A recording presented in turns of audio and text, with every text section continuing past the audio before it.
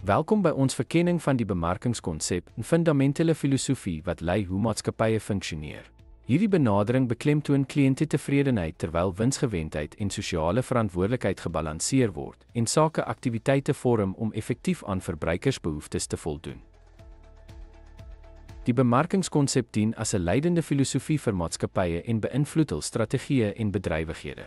Deur 'n bemarkingsgeoriënteerde benadering te volg, prioritiseer besighede die begrip en voldoening aan kliëntebehoeftes en verseker dat hul pogings in lyn is met verbruikersvoorkeure.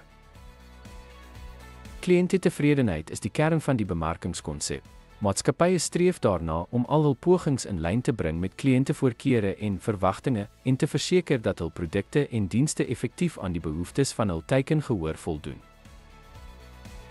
Winsgewendheid is van kardinale belang in die bemarkingskonsep, aangesien kliëntetevredenheid ook tot volhoubare besigheidssukses moet lei. Maatskappye streef daarna om 'n balans te bereik waar kliëntetevredenheid bydra tot hul finansiële gesondheid en vermoë om effektief te dien. Sosiale verantwoordelikheid is 'n integrale deel van die bemarkingskonsep. Maatskappye moet verseker dat hulle, terwyl hulle aan kliënte se behoeftes voldoen, ook 'n positiewe impak op die samelewing het, enige negatiewe gevolge tot die minimum beperk en tot die groter voordeel bydra. Die bemarkingskonsep integreer kliëntetevredenheid met winsgewendheid en sosiale verantwoordelikheid. Deur hierdie filosofie aan te neem, kan maatskappye hul bedrywighede in lyn bring met verbruikersbehoeftes, wat langtermyn sukses en etiese sakepraktyke verseker.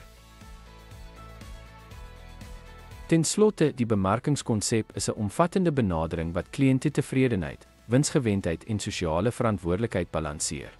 Deur op hierdie elemente te fokus, kan maatskappye volhoubare sukses behaal en positief tot die samelewing bydra. Dankie dat u by ons aansluit om die bemarkingskonsep te verken.